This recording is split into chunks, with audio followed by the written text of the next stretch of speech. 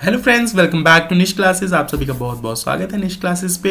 और आज मैं लेके आया हूँ आपके लिए MCQs for paper 2 commerce, that is for UGC net. और अगर आप कॉमर्स वाले स्टूडेंट हैं तो भी आप वीडियोस देख सकते हैं, क्योंकि इसमें मैं बेसिक एमसीक्यूज लेके आया हूँ जो कि आपके Himachal Pradesh public service commission वाले बच्चों के लिए भी इंपॉर्टेंट होने वाले हैं, क्योंकि अभी पब्लिक सर्विस कमीशन का एग्जाम आ रहा है, अकाउंटिंग एंड ऑडिटिंग का, जूनियर अकाउंटिंग का भी आ रहा है, जूनियर और ऑडिटर का भी आ रहा है। सो आप भी ये वीडियो देख सकते हैं, क्योंकि कुछ इस तरह के क्वेश्चन ही आते हैं। और इसके बाद जो हम एमसीक्यूज करेंगे वो थोड़े हाई लेवल के होने वाले हैं और ये थोड़े बेसिक लेवल के होने वाले हैं, तो ये थोड़े इजी होने वाले हैं। तो आप सब मेरे साथ बने रहिए और वीडियो को एंड तक देखिए। चलिए शुरू करते हैं हम अब आज का lecture. So the first one MCQ हमारे स्क्रीन पे आ चुका है, तो आप इसको रीड कीजिए और साथ में मैं भी रीड करता हूँ। What is the accounting equation? ठीक है, ऐसे घुमा के क्वेश्चन पूछे जाते हैं। ये बेसिक क्वेश्चन है, लेकिन कई बार हम ऐसे ही क्वेश्चंस में गलती कराते हैं। First option is asset is equal to liabilities minus equity. आप एलिमिनेशन मेथड यूज कर सकते हैं। यहाँ पे बहुत इजी क्वेश्चन है। Assets is equal to liabilities plus equity, then assets minus liabilities equal to equity, या assets plus liabilities equal to equity. तो इसमें से जो आंसर होने वाला है वो मुझे तो पता चल गया है। ठीक है, तो सबसे पहले आपको याद रखना है कि आपकी जो लायबिलिटीज है, लायबिलिटीज प्लस इक्विटी इस साइड आती थी, इज इक्वल टू एसेट्स। ठीक है, आप ऐसे ही लिखते थे ना, तो यहाँ पे लायबिलिटीज भी आएंगी, इक्विटीज भी आएगी, तो इसका आंसर बी ऑप्शन हो जाएगा हमारा। ठीक है, बहुत इजी क्वेश्चन था, ये फर्स्ट क्वेश्चन था और बहुत इजी था। The accounting equation states that the company's assets are equal to the liabilities plus equity, representing the resources owned by the companies and how those resources are financed. ठीक है, अब इस equation को आप लर्न करने का बहुत ईजी तरीका है। देखिए, एसेट्स जो होंगे, एसेट्स क्या होगा, प्लांट एंड मशीनरी, आपने जो भी इन्वेस्टमेंट्स की हैं, तो ये सब के ऊपर पैसा लगा होगा ना। ये पैसा आपने कहाँ से लगाया है? आपने लायबिलिटीज उठाई हैं। ठीक है, अब लायबिलिटीज क्या होंगी, आपकी लायबिलिटीज क्या होंगी? यहाँ पे आपने शायद लोन लिया हुआ है। ठीक है, आपने डिबेंचर्स इशू किए थे। ठीक है, प्लस इक्विटी, जो आपके जो ऑनर है कंपनी के, उन्होंने जो पैसा लगाया है। ठीक है, ऑनर्स कैपिटल बोल सकते हैं इसको। तो इसको याद रखने का सबसे इजी तरीका है कि आपने एसेट्स खरीदे हैं, बहुत सारे एसेट्स खरीदे, बहुत सारा सामान खरीदा है आपने, तो उसके लिए आपने लोन वगैरह उठाए हैं, यानी कि लायबिलिटीज, और इन सब इक्विटी जो ऑनर का कैपिटल है वो यूटिलाइज किया है, उसकी वजह से आपने ये एसेट खरीदे। तो इन दोनों का जो टोटल आएगा वो इनके बराबर होगा, एसेट्स के बराबर होगा। तो इजी क्वेश्चन था, इसको हमेशा याद रखना। आई डोंट थिंक कि ये वाले फॉर्मूले से आपको भूलेगा। ठीक है, देन आता है हमारा next question. Which financial statements reports a company's revenue and expenses over a specific period?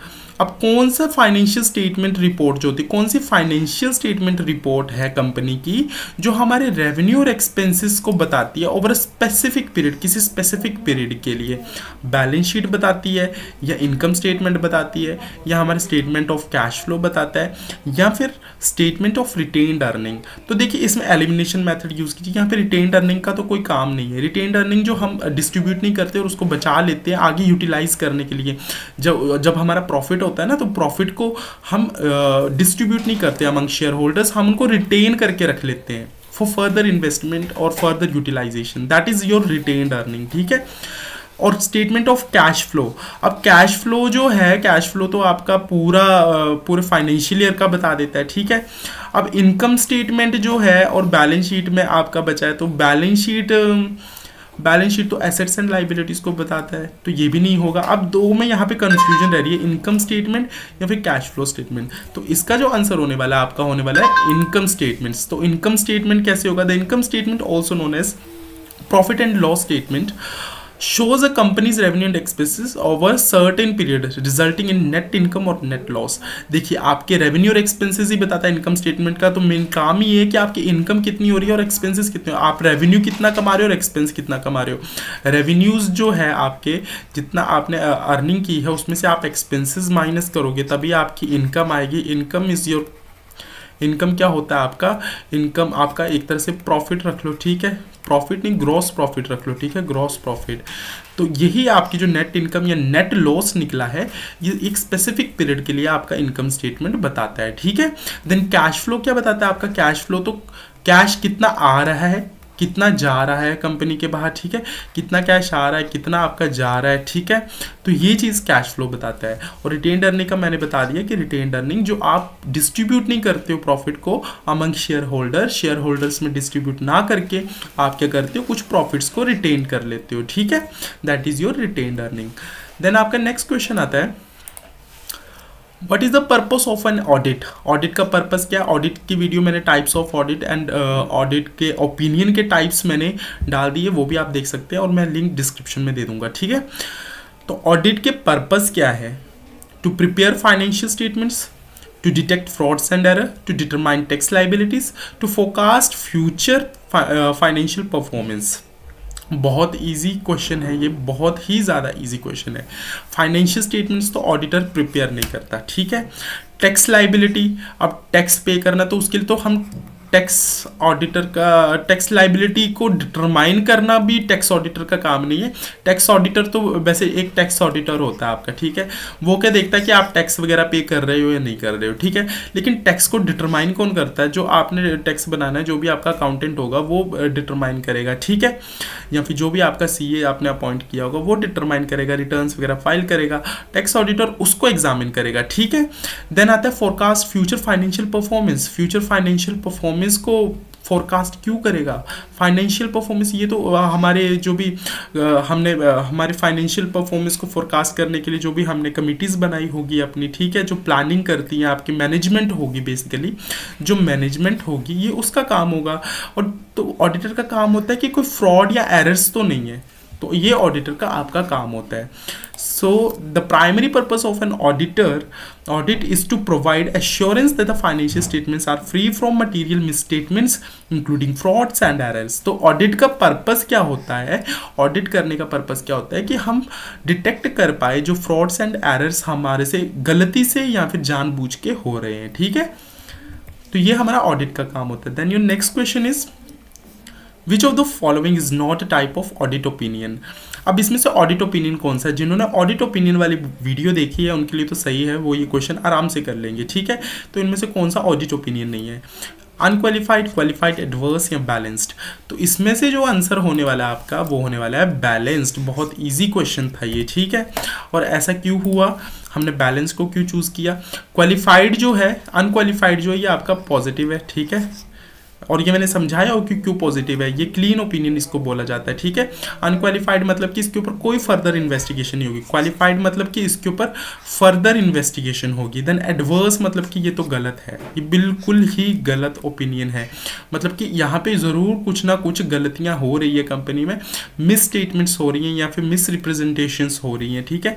और बैलेंस तो किसी भी चीज़ का नहीं होता, ये बैलेंस किसी चीज़ का नहीं होता। इसके बाद फोर्थ टाइप आता है disclaimer of opinion, disclaimer of opinion, ठीक है, ये फोर्थ टाइप होता है, ठीक है, जिसमें वो डिस्क्लेमर दे देता है, ठीक है। The type of audit opinions include unqualified, qualified, adverse and disclaimer, ठीक है।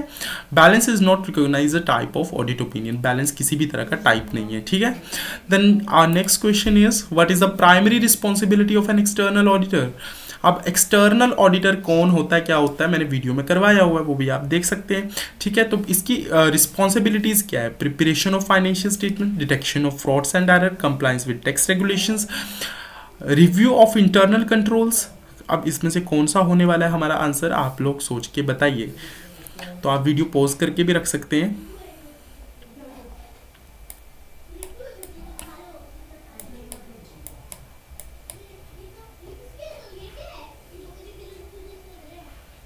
बहुत इजी है इसका आंसर भी। So preparation of financial statement इसका काम नहीं है भाई, फाइनेंशियल स्टेटमेंट्स आपके कंपनी के जो भी आपका अकाउंटेंट है वो प्रिपेयर करेगा, ये अकाउंटेंट्स का काम है, ठीक है। Then detection of frauds and errors, यही ऑडिटर का, एक्सटर्नल ऑडिटर का काम है, ठीक है। Compliance with tax regulation, tax regulation के साथ कंप्लायंस करना किसका काम है, टैक्स ऑडिटर का। वो भी ये देखेगा कि आपकी कंपनी इसके साथ कंप्लायंस कर रही है नहीं। Review of internal controls internal auditor का काम है, ठीक है। External auditors are primary responsible for providing an independent assessment of a company's financial statements including detecting frauds and errors, ठीक है। I hope this is clear now. Then the next question is what is the purpose of depreciation in accounting. अब depreciation का क्या purpose है, बहुत easy question है ये भी। To increase the value of asset, to allocate the cost of assets over the useful lifes, to record changes in the market value, to decrease the value of liabilities. अब इसमें से भी आप eliminate कर सकते हो, बहुत ईजी क्वेश्चन है। Increase the value of asset, depreciation मतलब डेप्रिशिएट कम करना, तो इंक्रीज तो नहीं करेगा, ठीक है। To record the changes in the market, अब मार्केट में क्या चेंजेस हो रहे हैं, मार्केट में क्या चेंजेस हो रहे हैं, तो मार्केट से डेप्रिसिएशन का क्या लेना देना, मार्केट वैल्यू में क्या चेंजेस हो रहे हैं। To record changes in the market value, market value of assets, तो मार्केट वैल्यू तो वही होती है ना जिस फेयर वैल्यू पे आप परचेज करते हो एसेट को, तो उस मार्केट वैल्यू से डेप्रिसिएशन का कोई लेना देना, कोई संबंध नहीं है फिलहाल, तो ठीक है। To decrease the value of liabilities, इससे लाइबिलिटीज की वैल्यू डिक्रीज होती है, ऐसा किसने कब कहा है, तो इसका आंसर आपका बी ऑप्शन होने वाला है, ठीक है। To allocate the cost of assets over their useful life, देखिए डेप्रिसिएशन की डेफिनेशन ही यहाँ पे आ रहा है। यूजफुल लाइफ, जब तक वो यूज होता है उसकी वैल्यू क्या होती है, तो डेप्रिसिएशन जैसे आपने 15,000 का एसेट खरीदा, उस पर हर साल डेप्रिसिएशन लगेगी। अगले साल मान लो यहाँ पे 1,000 डेप्रिसिएशन लगा रहे हो आप स्ट्रेट लाइन मेथड पे, तो 14,000 हो जाएगी, नेक्स्ट 13,000 हो जाएगी उसकी वैल्यू, तो धीरे धीरे घटती जाएगी। तो उससे आपको पता चलेगा कि यूजेज के बाद आपकी वैल्यू कितनी कितनी कम हो रही है एसेट की। तो to allocate the cost of assets, तो एसेट का कॉस्ट क्या बचेगा लास्ट में जाके, तो वो आप निकालते हो। Depreciation is a systematic allocation of cost of tangible assets, और ये टेंजिबल एसेट्स के लिए होता है, over the useful life to reflect the consumption of their economic benefits. आपने उनका कितना कंजप्शन किया है ये बताता है आपको डेप्रिसिएशन, ठीक है। Then we have our next question, which of the following is not a category of assets on the balance sheet. Balance sheet के ऊपर कौन सी एसेट्स की कैटेगरी नहीं है, ठीक है। करंट एसेट्स होते हैं, लॉन्ग टर्म इन्वेस्टमेंट्स, आपकी लॉन्ग टर्म इन्वेस्टमेंट भी एसेट्स में आती है, इंटेंजिबल एसेट्स भी आपके इसमें आते हैं, लेकिन ये इक्विटी कहाँ से आ गया, ये तो आपके लाइबिलिटी साइड्स पे आता है, ठीक है। तो आपका आंसर यहाँ पे क्या होने वाला है, आपका आंसर होने वाला है equity. Equity represents the ownership interest of the company. Equity क्या होता है, जो भी आपका ये ऑनर्स कैपिटल है, ठीक है। ये कंपनी के जो ऑनर्स हैं उनका शेयर बताता है, ठीक है। Reported in the honours equity sections of the balance sheet. अब आपने देखा होगा यहाँ पे क्या लिखा होता है, आप बैलेंस शीट ऐसे बनाते हो, लाइबिलिटीज इस तरह लिखते हो, ऐसे एसेट्स लिखते हो, तो यहाँ पे जो ये बैलेंस शीट बन रही है यहाँ पे आप लिखते हो इक्विटी, ठीक है।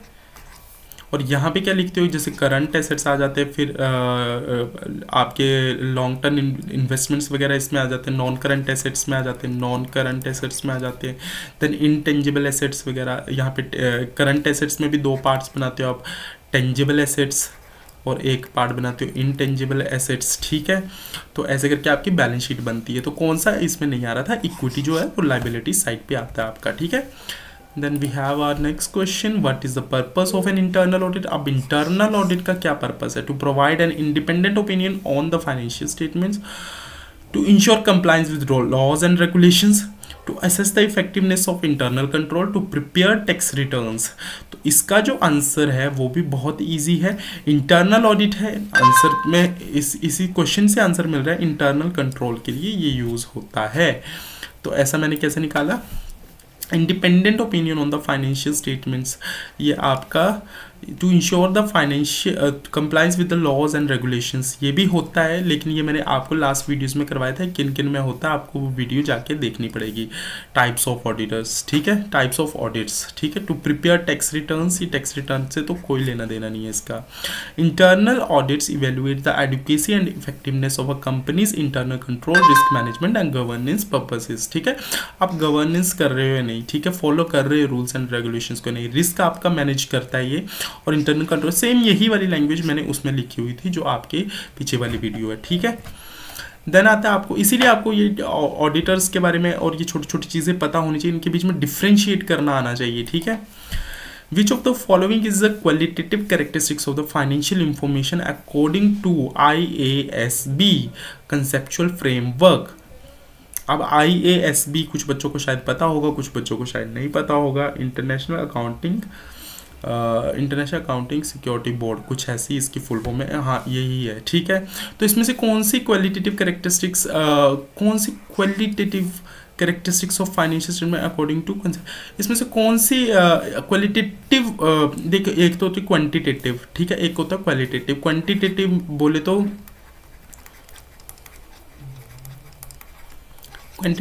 तो न्यूमेरिकल, ठीक है।